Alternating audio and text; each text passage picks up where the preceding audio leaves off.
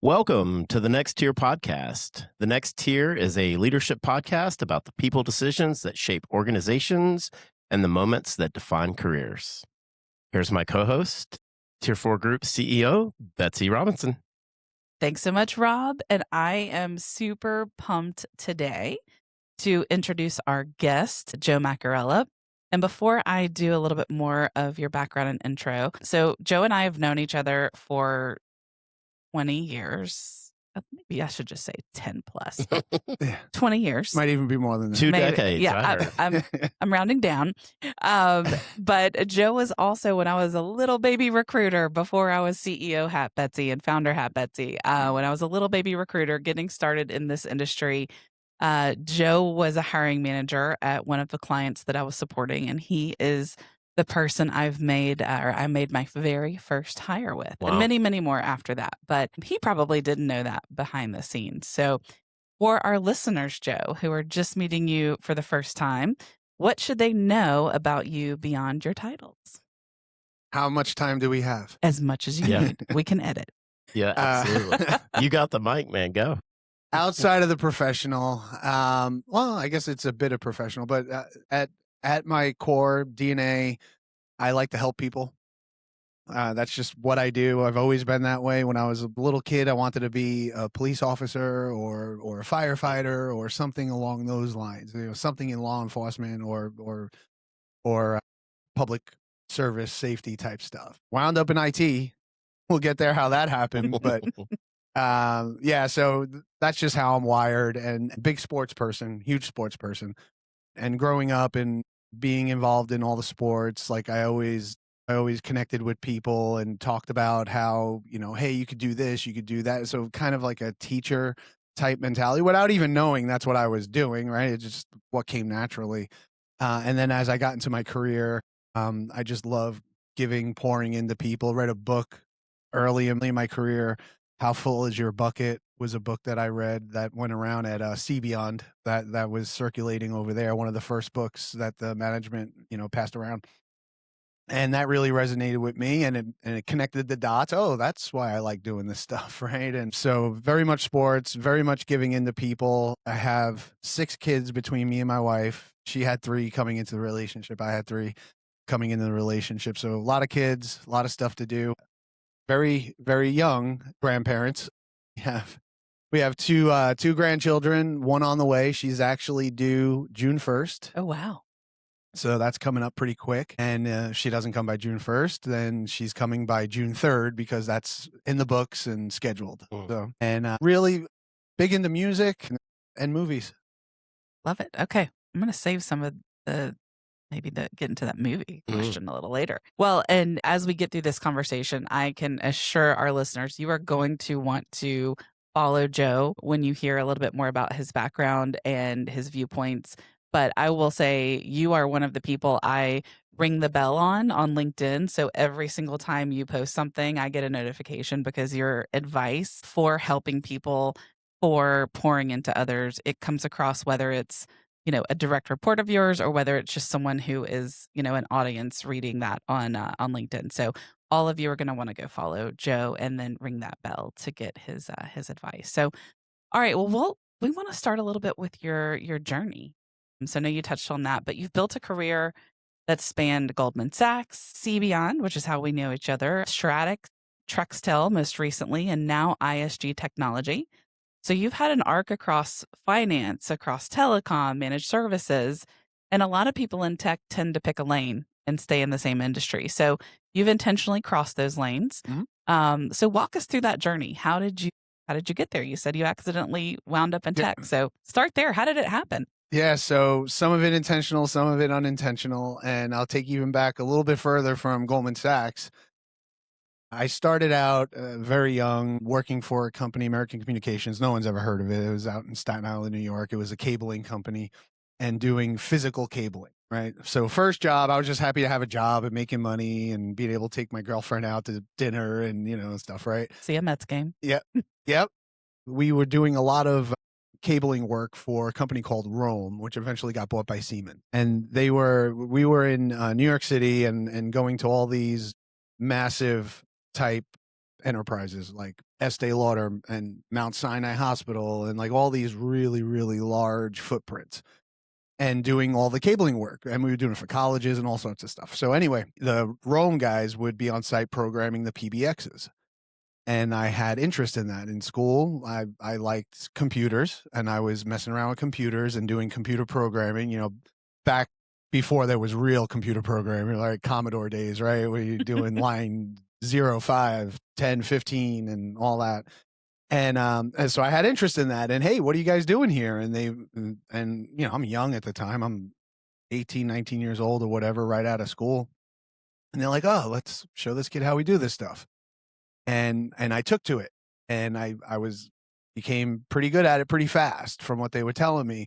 And they would give me all of their stuff to do, so they didn't have to work. And I was fine with it because I was learning, right? And Yep. and again, I'd like to pour into people. I like to learn and teach and all that. And then I was digging it and doing all that work. And then from there, I went to work. So I learned how to program all different PBX and learned about call routings, and back when you had to pay long distance charges for telephone calls and all that, and just learned everything about connectivity and programming and all that. And then worked for Harris Corporation. And there I was performing large scale type of deployment on PBX systems, things like that, all over the place. Department of Corrections, Federal Bureau of Corrections, New York City Board of Education. So I was getting a lot of experience there with programming and call routings, and then started, slowly getting into the data side of things. And oh, this is interesting. So then I wind up getting a job at Goldman Sachs, handling their voice infrastructure and learning data as well, and just learning at a rapid rate there. 9/11 happened, and we lost all communications, and we had to spend the next, however many days, weeks, which bled into a couple months of just getting everything, functioning and working again. And going through that process, that opened my eyes to I'm capable of a lot more than just a job, right? Up to that point, it was a job, and I was doing smart stuff, and it was technical and, engineering like, and then, going through that process, I was doing things within the disaster recovery group that was outside of the norm. So, in sitting in a room with these partners, multi-millionaires that don't know anything about, PBXs and data and circuits and all that. And I'm sitting in there with them, helping them negotiate with these vendors that we had to buy new equipment like that. Right. So it wasn't like a long drawn out process. We had to move fast. So anyway, it opened up a whole new perspective for me, a whole new world for me. And I'm like, I'm capable of more. And then we packed our stuff and moved to Atlanta. You just picked it out on a map? Well, I have family here, so I was very familiar with it, and really liked Atlanta. And after the whole 9/11 thing, just had a perspective. Like my 2 of my 3 kids were very, very young at the time, and I was like, you know what? I want them to grow up in a better environment than I grew up in, better quality of life, and that should be every parent's job, is for their kid to live a better life than they've lived, right? And we just packed up all our crap and moved to Atlanta. I didn't have a job lined up or anything. And that's how confident I was in what I've learned, what I'm capable of, like getting through this 9/11 thing. And I gave you the super watered down, 45-second version, but that was pretty significant. And it just opened my eyes up to, I could do more. And then I came to Atlanta and just kept moving from there, and went on board at cBeyond, knew some folks that got me in the door there. And I moved quickly from an engineering role into a management role. And that's where we met. Yep. and doing a bunch of hires. And I was running at first the, tier 1 group, support group out there, and learned there was more to be had. Right. And very intentional about, okay, I want to run tier 2. I want to run tier 3. I want to run the whole thing. Right. And just kept working towards it. And from there, it got very intentional, because now I've built a lot of these different skills, and okay, what else could I do? What else could I learn? And not just from an individual skill in terms of, being a manager or an engineer or whatever, but what could I get into that I could learn more capability wise, not just for myself, but in terms of the lane that I'm in. Well, and then that's where I just kept going, and got to a point once I landed at Stratix. I had a small equity stake in the company, and then that opened up more perspective. Like, okay, I could make some money out of this. How do I do that? And then working with the private equity company that owned us there and learning more about the process and learning more about, how does this excel? And then when I got on board at Trextel, that's where it just, my mind was just blown wide open at that point, because working with Jason Morrow was and Chris D'Amico, and those were the two original co-founder of the company. And it got very strategic, very fast. And we wound up breaking it up into multiple different companies, and then, figuring out where the best valuation was and selling them off, and got to the point where we made the final transaction, which was IntelliTrex, the software company that we broke out.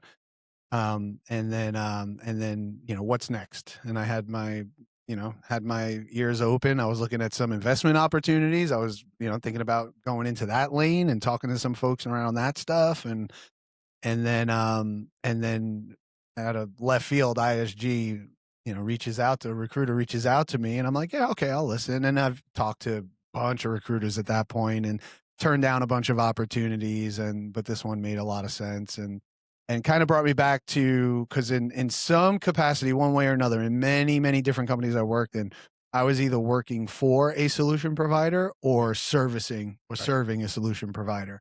So this aligned really well, with a lot of my accomplishments in history, and I just, it just made a lot of sense. And, Kansas City was not on my 2026 bingo card. I'll tell you that. But here we are. Here we are.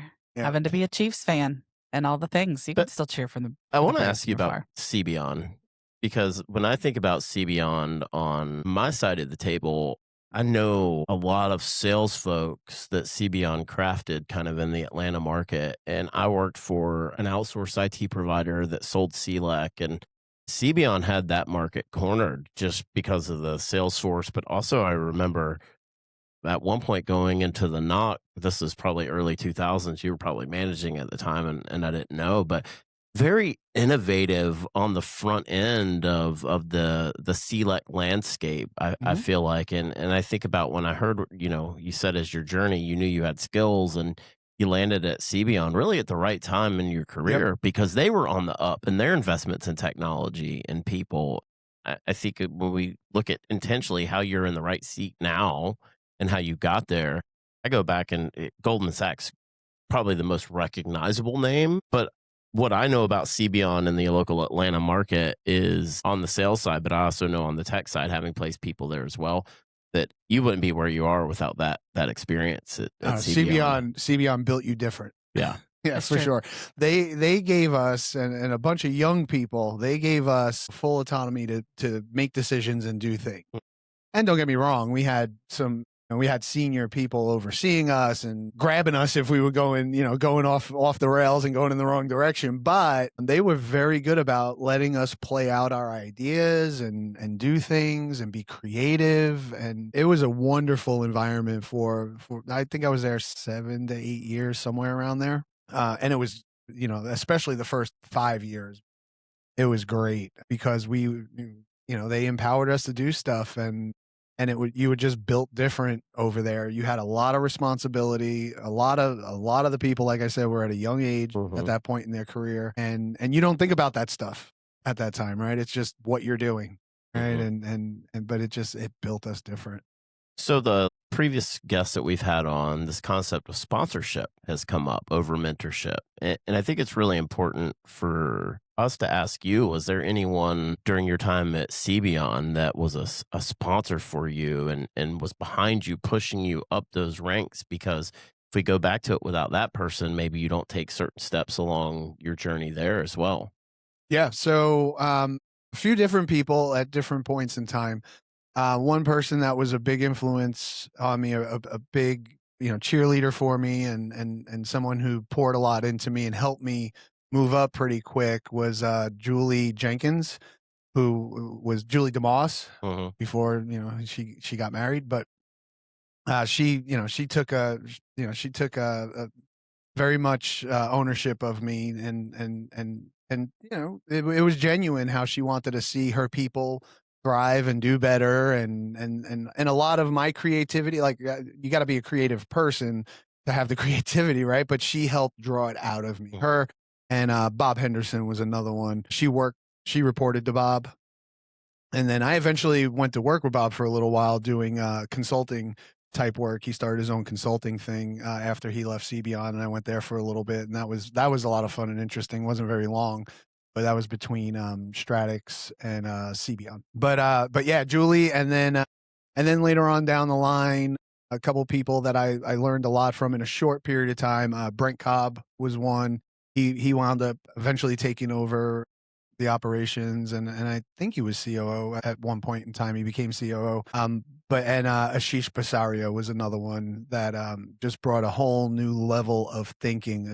He just thought on a different plane than most people, and very interesting perspectives. So a combination of all those folks really helped guide me, mold me, pour into me, that, and then I take bits and pieces.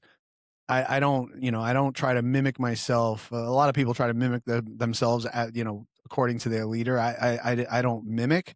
I take bits and pieces from them, and peers and subordinates. Like, everyone's got value somewhere of something, and I just take bits and pieces and shove that into my toolbox and use it for later. Yeah, pull that card out of the filing cabinet when you need to.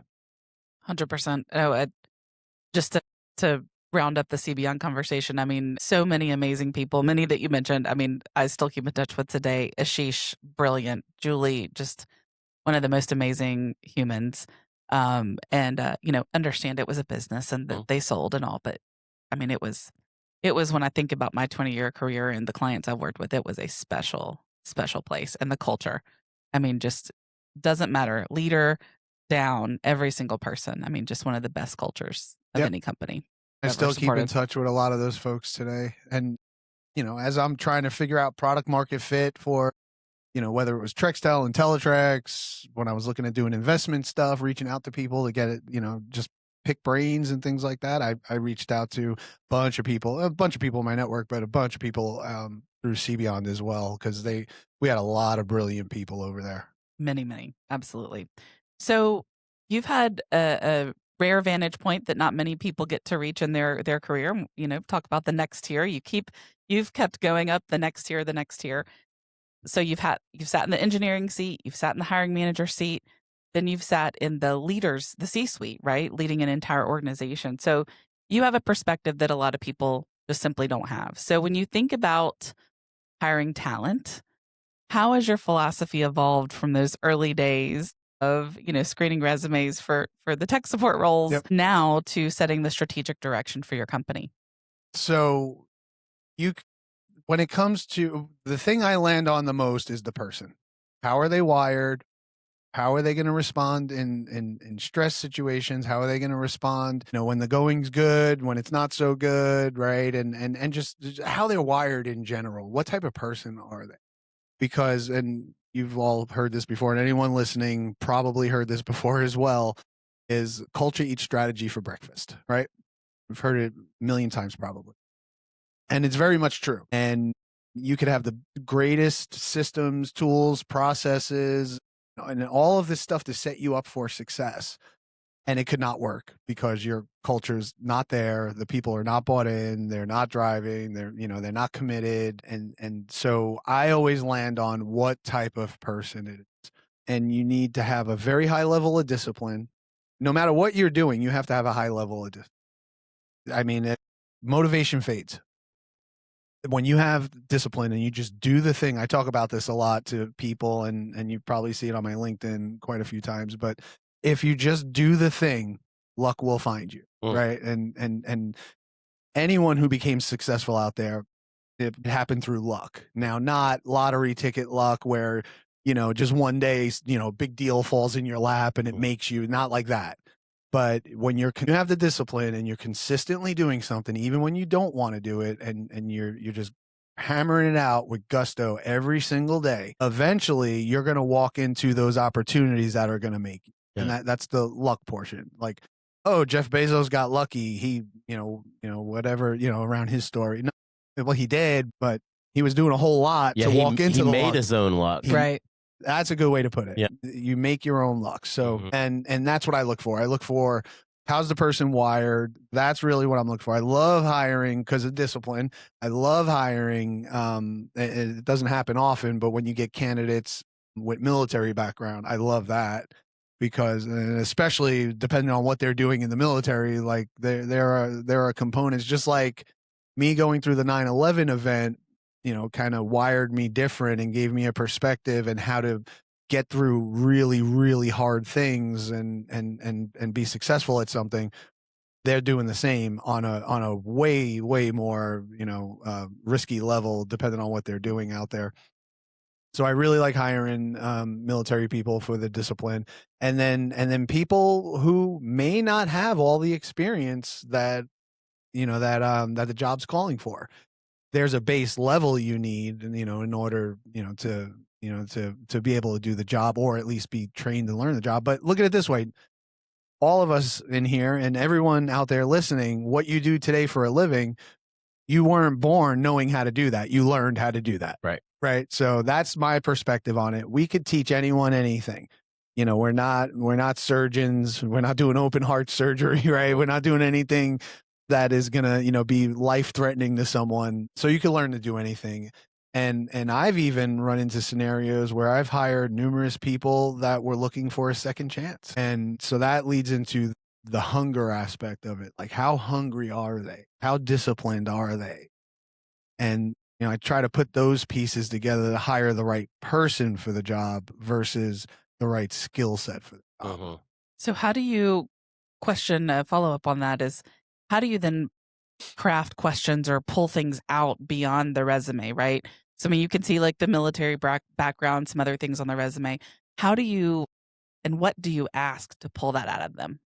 So I do my interviews as a conversation, just like we're talking, right? I'll do them as a conversation. And of course I'm asking questions along the way, but I'm weaving kind of a story through it, or I'm going down a breadcrumb trail to get to the answers, but through just normal conversation. But things I'll ask in there, are like, what's the hardest thing you ever went through in life? And try to get their perspective on it. What was your outlook on that at the time? How'd you get through it? What'd you lean on for support? And I'll have a bunch of follow-up questions to it, but I want to know what's the hard stuff you went through, because I really don't want people. I want to be surrounded by people who are better than me, and I want to be surrounded by people who are, the best way to put it would be, I want to be surrounded by people who are going to tell me what I need to know, not what I want to hear. Tell me what I need to hear, not what I want to hear. Tell me when I'm wrong. If I could find a way by asking questions like, what's the time you challenged your boss? Like that's something I'll bring up through the conversation too, is tell me how you're a challenger. Tell me how you operate with truth, honesty, and transparency. I don't want a passive aggressive environment. Everyone's nice, and then behind each other's backs all over the place. It's another narrative going, right? So I try to, again, ask those type of questions, and then I've done a lot of, I'm no expert on like behaviors and things like that, but I've done a lot of research. I've done a lot of learning around it, and years of interviews, and thousands probably of interviews, and just picking up on people's natural body language, habits, things like that. I could tell or get a good indication where my spidey senses could say, oh, okay, this person's probably BSing you right now. That BS meter. Spidey sense. Yeah, absolutely. And how are you, once you have that talent in the door, so you've gone through the hiring process and they're now on your team, and I know development's super important to you. So what are some of your philosophies on growing people and helping them reach their next tier? So you have to have some kind of training and development program. And you don't have to start with anything huge right away. That's another thing I try to help organizations understand, new guy coming in, just like here at ISG, coming in the door as a new guy. I think I'm at 45 days or something like that. I haven't been there very long. But letting everyone know coming in the door, we don't have to do, this grandiose thing right out of the gate. Right. Right. And that's where a lot of people, I'm not saying they struggle, because again, it's brand new to me. I don't have the full, the full understanding of the environment yet. I'm just learning.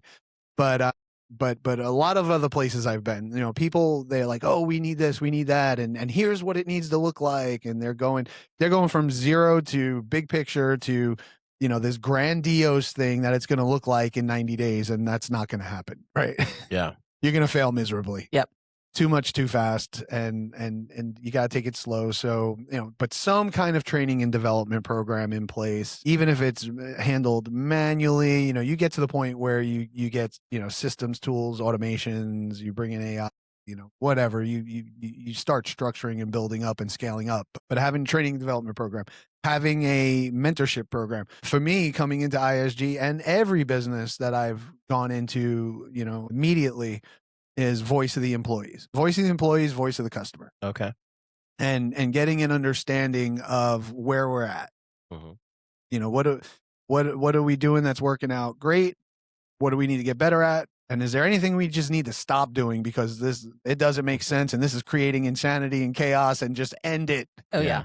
Right. So getting a lay of the land and then having some kind of mentorship program. And when I say this word program, it doesn't start out as a program. It starts out as a motion, as an effort. And people seeing that you are genuine as a leader and you really do want to be plugged into them and care about what they say, think, feel. Same with customers.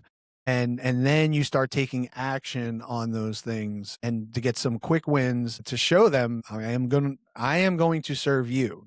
So that is my job as a leader, whatever leadership capacity I'm in. It's my job to serve the people, not the other way around. And then have some kind of mentorship program where people are aligned with certain people and they go to lunches and have, one-on-ones that they're not direct employee, they're not direct reporting structure that they could pour into them. And not everyone likes to do that. Not everyone likes to receive that. Not everyone likes to perform that. So you have to identify who's right for what. One of the, you look like you had a question. Well, I think you hit on the curiosity and the coachability. And we talk about emotional intelligence. We've been talking a lot about adaptability, intelligence. And I'm curious, as you've seen technology evolve, are there either within the EQ or the AQ realm where you're going, this emotional intelligence or this curiosity factor is the most important skill that I'm looking to hire on? Because if I was listening to you, it's like, hey, you may not need to have the experience exactly, but can you learn it? Can you be coached, taught, trained on it, and then assume responsibility over it? Yeah, for sure. And that's what you want in your environment, because you cannot train to, teach to, have someone, build up to caring and being hungry and determined and disciplined. Like, you could open people's eyes to it and help them understand, like, this is your natural DNA. This is what you're capable of, and here's how you could do it. Like, you could educate them that way. But I mean, you can't train someone who just wants to punch a clock, and that's their desire. And don't get me wrong, different strokes for different folks, right? There are people out there that just, they want to do X, and they want to show up at 8 a.m. and go home at 5 p.m. The routine. And that's it. And tell me what I'm responsible for. I'm going to pop you out these widgets every day, and I want to do this job for 25 years. I mean, that's what they want to do. And then you have a cluster of people that have that hunger and intensity.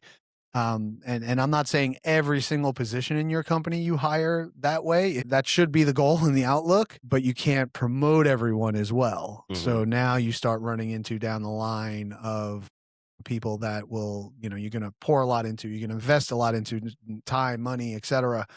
And then they're eventually going to leave. But at the end of the day, back to your original question around that whole EQ thought, is, even with AI is replacing jobs. It's doing things, right? It's doing some incredible things. It's doing some nefarious things, depending on whose hands it's in, right? But it's doing a lot of incredible things out there. And what it cannot do is creativity.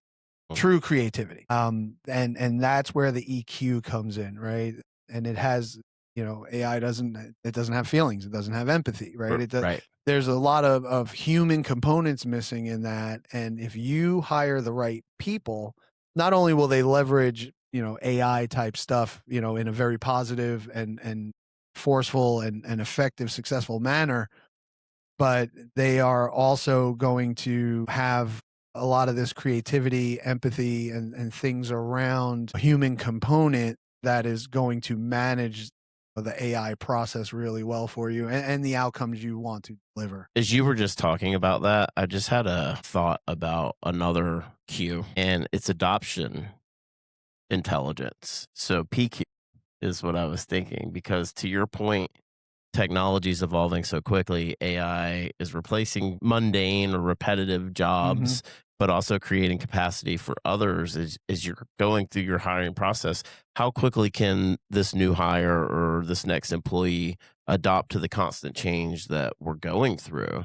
And it's like the P's and Q's almost, like just the whole adoption, because utilization and adoption, when we make investments in technology, we want to create return on that, whether that's in capacity or investment, right? So as you were saying that, I just had this idea of PQ as, kind of the next iteration of intelligence. There you go.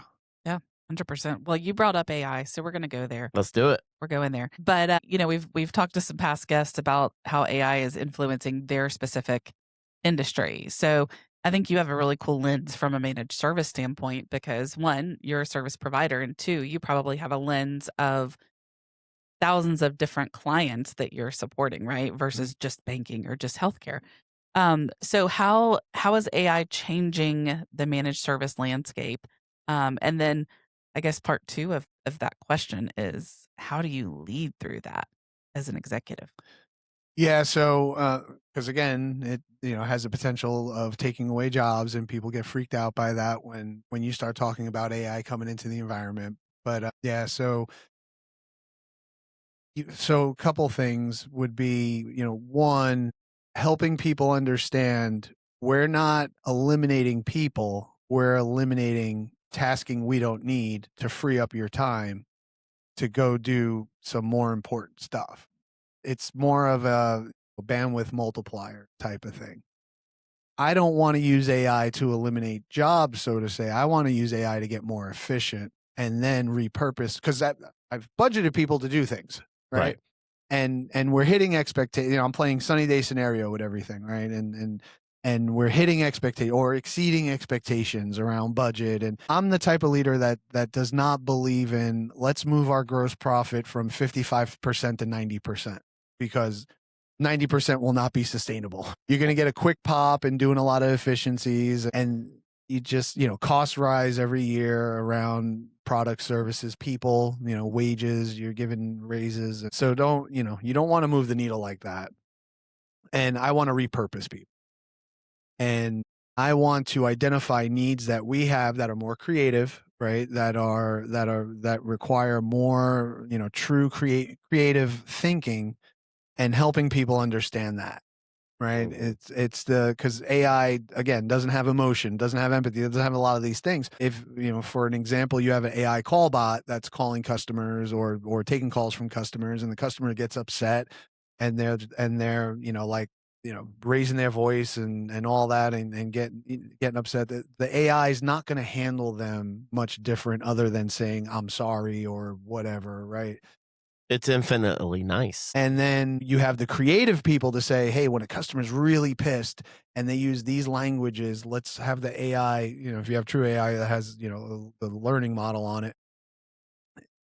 When they use this type of language, they're upset and you need to handle them differently. And here's how you handle them differently. And it's going to learn with time and taking more calls and all that. But if you don't have the right people, like I said earlier, engaged and driving what you're trying to accomplish and the outcomes with AI, and that creativity is not there, I mean, you're basically just building workflow, and your customers could ultimately get really, really pissed that you're using AI for everything, and mediocre workflow.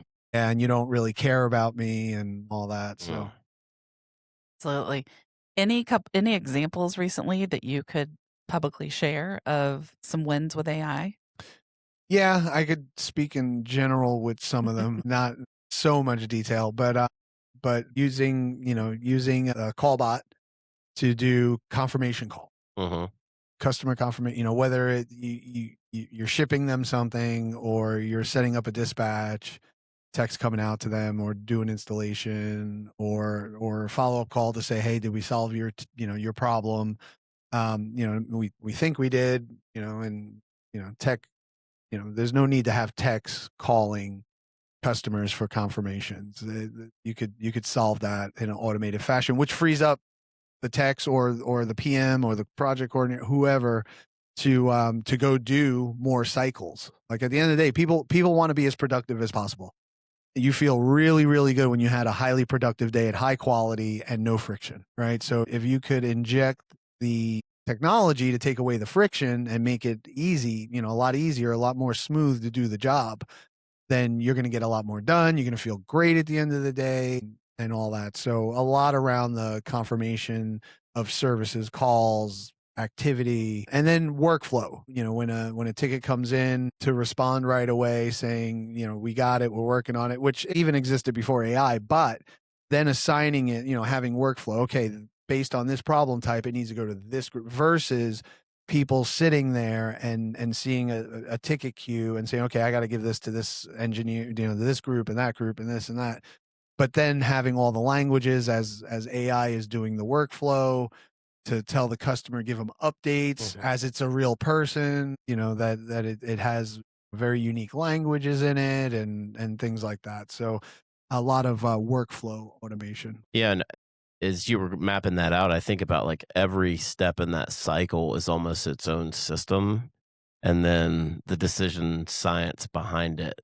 And you mentioned friction, and I was at a conference last week, and every time I've heard friction, I want to ask you this too, Bets. This is, I think, something that you're going to find very interesting, is the concept of good friction. I never really thought of friction as a good thing. So I'm curious, like within your organization, like what would good friction look like to you, Joe? Yeah, so very much true. There is healthy friction. And if you look at it from a personal, if you have healthy friction, like all husbands joke about this, like what my wife says and that she's right and yes, dear. And to an extent, like that happens sometimes, right? But if you truly have a healthy relationship with your spouse, you will be able to tell them when something's bothering you, when you don't like something that they're doing, or it doesn't make sense, but in the right fashion, not just like, oh, you do this all the time, it's stupid. Yeah. Right? Not like that, but it's the delivery. It's the delivery. But there's healthy friction in terms of helping someone understand they're not doing something the right way or efficiently as they can, and or whatever the topic is, there is healthy friction. So in the work world, I don't operate differently in the work world than I do in my personal life. Like I am who I am, and I'm transparent with people, and I'm honest, and I respect people, and I'll handle you the way, I'll treat you the way I want to be treated, but I am going to tell you the truth, right? And sometimes the truth hurts, but it's about the delivery. And healthy friction would be like every organization I come into, when you're in your strategy meetings, whether you're doing EOS or scaling up or whatever it may be that you're driving the strategic part of your business, I always encourage them to challenge one another in what we're doing. Not challenge just for the sake of challenging, but when something is not right or doesn't make a lot of sense, challenge it, and challenging in a positive way, which is the healthy friction is asking questions versus making statements versus making judgments, assumptions. Like, don't do any of that. Like, ask questions. Like, all right, I know this doesn't make sense to me, and based on my experience, it doesn't make sense. I know it doesn't. I've seen it fail. I will start asking questions. What made you think of this idea to do that? And then, just like anything else, what I learned a long time ago is root cause analysis. Good root cause analysis as an engineer, the 5 whys, and you could even go beyond 5, but asking why with a question, more language on it, but why this, why that, why this, why that, and that helps people think, and that's the healthy friction that I always encourage and try to really drive hard in whatever organization I'm in is get people thinking. Don't just tell them the answer. Like there's a place and time, and you may be in a crisis situation where you just got to give an answer, right? But for the most part, in day-to-day flow, how do you get people to self-discover and get to the answer themselves? Well, it's funny you mentioned the why. I was taught very early on to say, why is that? Tell me why is that? Tell me more. Tell me more. Tell me why is that? So to your point on the 5 whys, what do you think about the good friction, Beth? I haven't heard that term, but I love it. Yeah. Like that could be a book. That could be good friction. Yeah, immediately Healthy friction. As healthy you put it. friction. Yeah. I love that, Joe, because that's a differentiator. But when you said those words, my immediate thought was opportunity. And even if there's some unhealthy friction, let's hope it's with process or with something, a workflow or something in the business, because I think when you do get down to people and the unhealthy friction, that's a whole nother problem to solve. But with every friction point in a process or in a system or in a technology or in any scenario, it is an opportunity to remove that. And to your point, I think one of the things in my now 2 decades in recruiting and getting to have conversations like this is the ones that go to the next tier, the leaders, the people who become the COOs and the CEOs and the CIOs, they are masters of asking questions and listening, and they're masters of being curious. So it's, love that you bring that up because it's and then reserving the judgment, right? Especially if you're coming into a new environment, everyone's going to be defensive of like, well, I wasn't the one who did this. Or if they were the ones who did it, like, it's their baby. Don't call their baby ugly. But that goes back into the delivery and the how you have those conversations. And I think Joe hit on it too. Just leading with empathy. Something that I heard in that answer as well. How important that is. And but empathy is a skill. I think everyone thinks like, oh, I'm empathetic, or I'm this, or I can relate. But it is a skill you must constantly own and get better at, in my opinion. Awesome. I love it. Good friction. Good friction. I like it. All right. Well, I want to talk a little bit about our tagline here at Tier 4, which is uncommon on purpose. And so we have a segment here where we talk a little bit about being uncommon on purpose and bringing out uncommon stories and things like that. So we talk a lot about that here. And when you hear that phrase, uncommon on purpose, what does that mean to you as a leader? You're doing it different is really what clicks in my head when I hear that. You want the same outcome or better outcomes that others in your industry are getting, of course, right? But that matches up with my, how I think about it, how I've learned, like, and don't get me wrong, like how I operate today is way different than how I operated, 10, 15, 20 years ago. Like the way I operated 20 years ago, there were some things that just made me go, ugh. But you learn. But you learn, and that's the big thing, right? Yeah. But what I've learned along the way is you cannot if you want to be better than the rest, you want to stand out, and you could have product services, things of value, unique selling propositions and whatever that will stand out, and that'll be different. But in your industry and what you're providing and what you're doing, to do it, to be, how did you say it again? Uncommon on purpose. Uncommon on purpose. You are doing it a little bit different, or maybe a lot different than how the other, in your case, these staffing agencies are doing it, because you want a better outcome than them. You want to be the premier agency for people, right? And I know that's the goal, no matter what you're doing. You want to be, the top dog in whatever it is you're providing.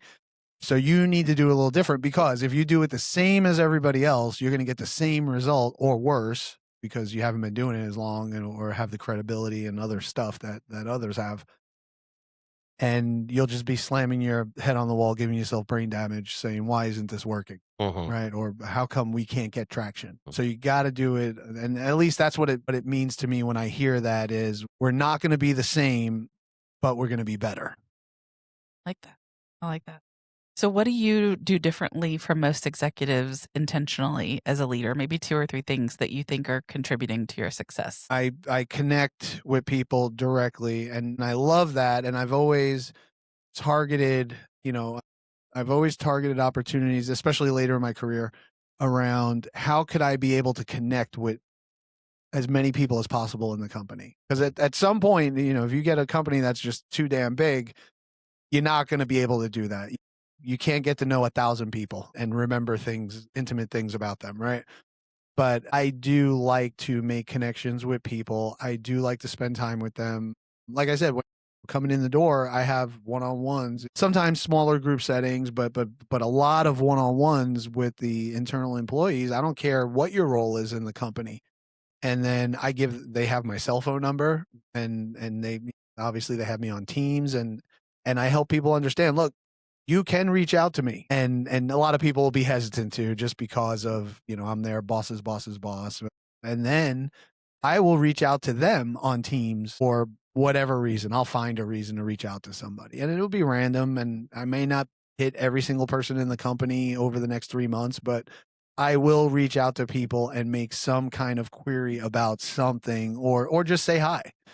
I walk the floor, and wherever I am, in office presence, which I prefer. Doesn't have to be full time, but I do prefer in office presence.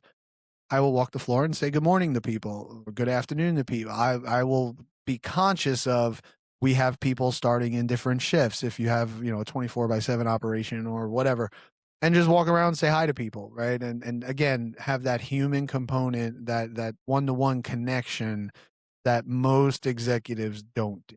Mhm.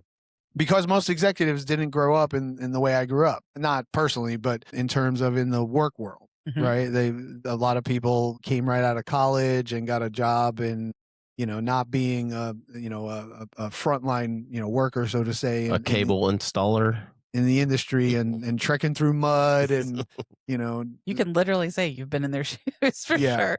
So, and that's the thing is at a certain point in, one point in time, and then, coworkers or whatever, I said, if I'm ever in charge, this is what I'm going to do. Like, this doesn't make sense. And there have been items that come up with time that you call those out. So then once I was able to make decisions and make those calls, this is what I'm going to do, damn it. Mhm. And I'm going to make it better for people. And I'm going to go tell them, I'm going to make it better for you. Here's, and a lot of people say, oh yeah, I heard it before. Every leader comes up and says, oh, you care about people, you people are everything. And then, 6 months from now, you're speaking out of the other side of your mouth. And, Yeah. well, trust but verify. Right? Trust me for now. And with time, I will prove to you that I am going to fulfill what I'm preaching to you, because that's just, I've gotten to where I am being, person of their word, and truly caring and having empathy, and all these other components. So that's, that's something I continue to transpose to my people. And again, being transparent with everyone. I'm not going to change how I'm going to be.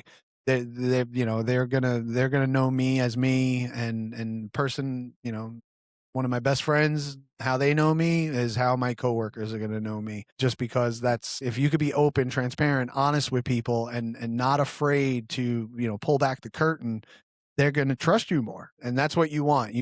We spend so much time working on our business, so much time working with everyone in the business, more time with one another than we do our own families. You have to operate with these people to that degree. And again, different strokes for different folks. There are people out there that don't believe mixing personal with professional. And to an extent, there's like certain things. Yeah. But Healthy balance. But overall, you do have to be you with those people, and they will respect you for it. And if you have their back, you're showing you have their back, and they're going to have your back tenfold, because that's not common, for people at higher, at an executive type level, to have that type of relationship with people that are non-executives or non-direct subordinates. Yeah. No, it resonates, because I think about some of the customers that we serve, and this is not a disrespect in any way, but it's like you could never even talk to the COO. There's going to be or the CEO or whoever.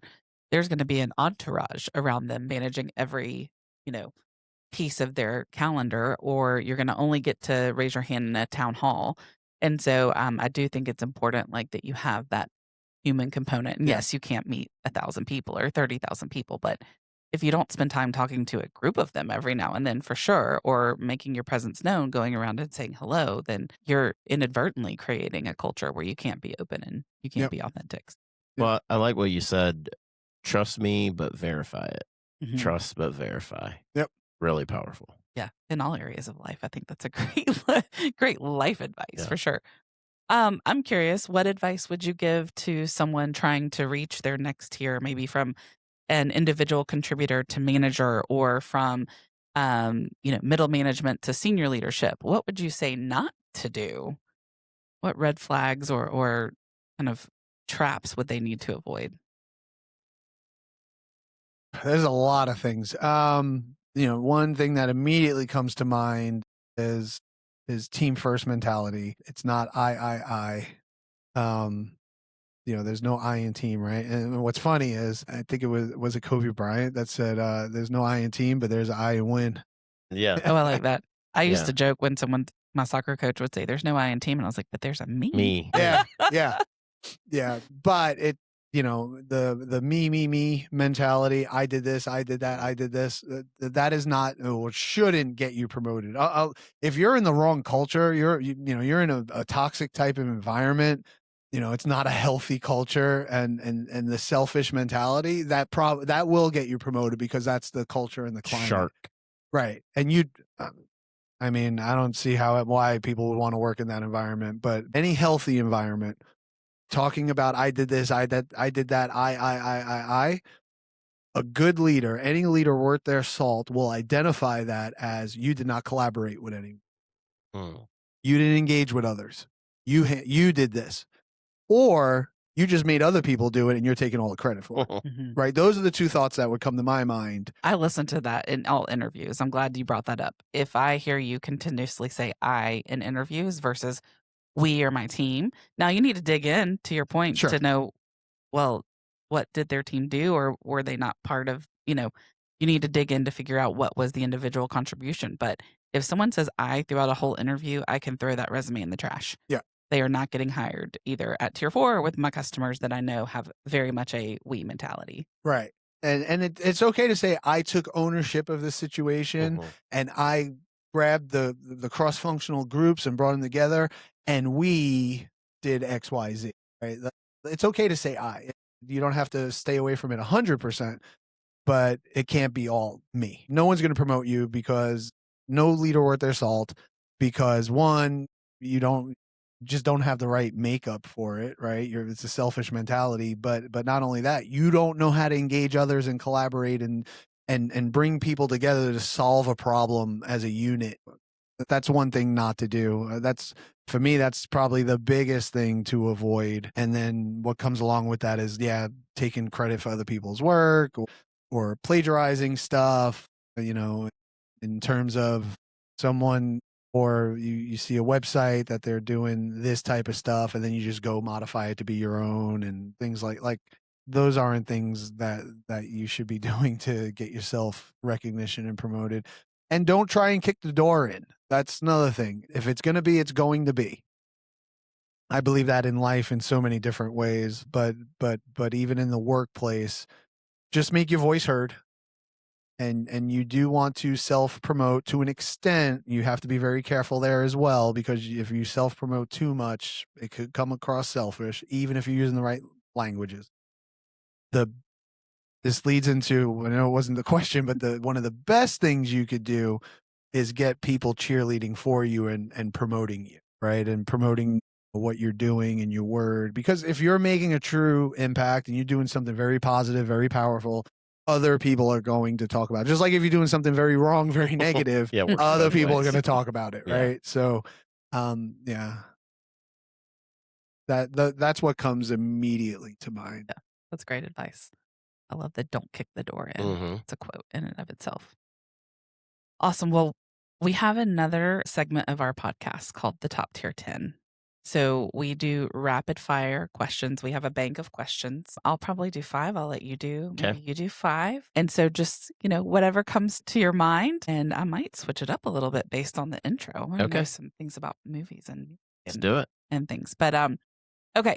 So if you could build your personal advisory board, let's say 3 to 5 people, past or present, so everyone from business leaders to athletes, fictional characters, who would be on your personal advisory board? Jeez. 3 to 5 people. And it could be anyone, not just people I've dealt with. Anybody. Anybody that's ever It could be existed. Jeff Bezos. It could be Oprah. It could be whoever. Oh, that's so hard. That's so You can unbelievably do hard. hard things, Joe. You can do hard things. All right, so this doesn't mean this is like who I think these will be 5 people that just come to the top of the head right away. Would be Jesus, Michael Jordan. So hard. Elon Musk. I'll throw Jeff Bezos in there. And a 5th one. David Goggins. Who's David Goggins? Never heard of David Goggins. Oh, okay. Somebody, are y'all going to have to edit me out for saying I that? can't say that I have either. Come on. Okay, educate us. John knows who. John? He doesn't have a mic. David Goggins is a short version. This is someone who transformed his life. He's absolutely insane in a very good, productive way, but completely insane because he will do things like, hundreds and hundreds of pull-ups. He stretches at night, every night for 2.5 hours. Like he'll go on, he does all these ultra marathons where he's, 50 plus miles with broken bones in his feet and just mind over matter type stuff. So this is why, even though he's insane, yeah, and there are a lot of practices I wouldn't drive into my life, but I would want him on my advisory board from the mindset perspective. Yeah. To, get my freaking mind right. And when I need it. And he's very forceful. But anyway, someone who transformed his life, exterminator, very heavy. He was like over 300 pounds and eating horribly and drinking milkshakes with breakfast and just, didn't feel good about himself, low self-esteem. And he woke up one day and wanted to be a Navy SEAL. And they told him, no way, not a chance. And he lost an insane amount of weight within like 30 days or something like that. And that, I guess that whole thing just triggered him to, I could do whatever the hell I want. And he became a Navy SEAL. And then he goes on to he's a social media influencer. Okay. And he was written a bunch of books and Homework. Yeah. Clearly, he's not showing up in our feeds. Not my feed. No, Yeah. we got to change that. Yes. Not yet. We're getting there. Not yet. We're getting there. I love it. Okay. Jesus, Michael Jordan, Elon Musk, Jeff Bezos, David Goggins. Okay. And I there's love so many others I could replace with, but No, that's a great, covers a lot of different categories too. I love it. All right. Do we want to tag team? I love it. Early bird or night owl? Early bird. Aisle seat or window seat? Aisle. I hesitated there. You 'cause hesitated. I'm looking at you. I like to get the window seat every once in a while, depending on where I'm flying. Like if I'm going to Vegas, I do want the window seat. So see the Grand Canyon. Yeah. But if I'm, no shade towards Kansas City, but when I'm flying to Kansas City, I'm in the aisle. Yeah. Just because it's more convenient. If I want to stretch my legs, go to the bathroom, whatever. That's fair. I know I don't want to steal the movie thunder. We can dive into that a little further. Last movie you watched? Last movie I watched. It's not the first time I watched it, but it is the last one I watched. Is Top Gun Maverick. Okay. Oh, it's a good. It is pretty. So good. I don't think sequels very often are as good as the original or good at all. And it was a great one. Hot take. It was better. Whoa. Okay, you heard it here, folks. If you had a walk-up song, what would it be? So everyone calls me Joe Mac. Obviously, my last name's a nightmare to pronounce. You pronounce it well because you know me forever.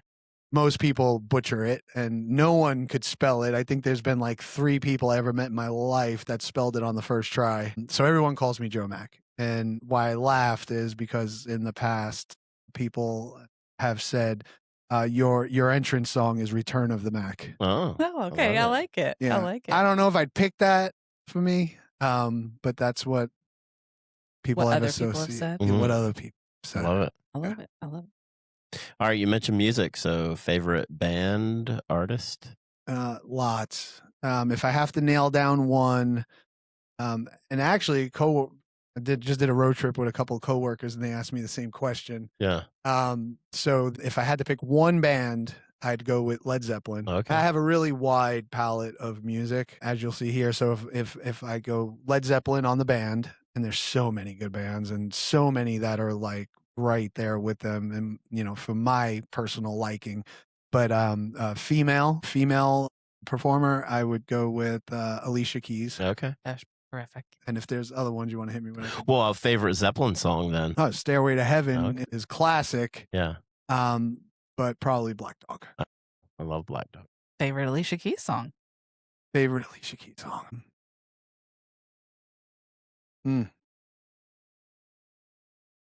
Pawn It All is one of my favorites. I'm flying to New York tomorrow, and funny story, when I have music, I always generally have earbuds in, listen to music. I will play Empire State of Mind. Okay. Yeah. She's got so much good. So many great things. Favorite way to spend a free Saturday? Playing baseball. That's one thing I left off in the initial opening when you said more about me. I still play baseball. I play in a men's league here in Atlanta. This year I'm not playing because of the whole relocating to Kansas City and going back and forth. It wouldn't be fair to play spot game here and there and eat up a roster spot. But I will be playing in Kansas City next year because I've already found that was one of the top Priorities, things. yes. One of the top priorities on the list is, do they have men's baseball out there? And then sure enough, they do in the league that I play in, the overarching national brand. So I will be playing there. So yes, Saturday playing baseball is a great way I like to spend my Saturdays now in the later stages of my life. Before 10 years ago, my answer is different because kids are younger and all that, right? But now would be playing baseball. And I also play in a traveling men's team, a bunch of guys. We all play together, and whoever's available, depending on the tournament and where it is in the country. And I'll do that. That's more than a Saturday, but yeah. Super fun. I love that. So 45 days in Kansas City, have you found the good barbecue yet? Oh, absolutely. I was very familiar with Kansas City because at Stratix, Hallmark was one of my largest customers. And I've been out there a bunch. Yep. So very familiar with the area with a lot of good food and things like that. But Joe's Barbecue. Joe's Barbecue. That's, for me personally, number one. Name checks. I said the name check. I was like, what place is that? You have to now wear a Joe's Barbecue t-shirt walking around. Yeah, Joe's Barbecue is phenomenal. And then, what was it? I got exposed recently to Meat Mitch's, I think it was. Mitch's Meat? Mitch's Meat, something like that. Yeah. Okay. And it was very, very good. Okay. I've seen they've got rubs or something. I've seen those out before. I prefer Kansas City barbecue. I'm sorry. Stuff here in Atlanta, in the South, in Georgia and Carolina. No offense taken. No offense taken whatsoever. I love barbecue in the South. Don't get me wrong. But I take Kansas City over, and Texas is just elite. Yeah, it's a different level. 100%. Terry Black's. I was going to say a little Terry Black's. Yeah. Yes. We talked about this not too long ago. Yeah. Terry Black's is, I'm one of those people too, and I know it's not all about the sauce, but for me, it is all about the condiments and the sauce. I mix them all together anyway. I take the sweet, I take the vinegar, I take the mustard, and end up kind of mixing them all in my plate anyway. Yeah, create your own. Absolutely.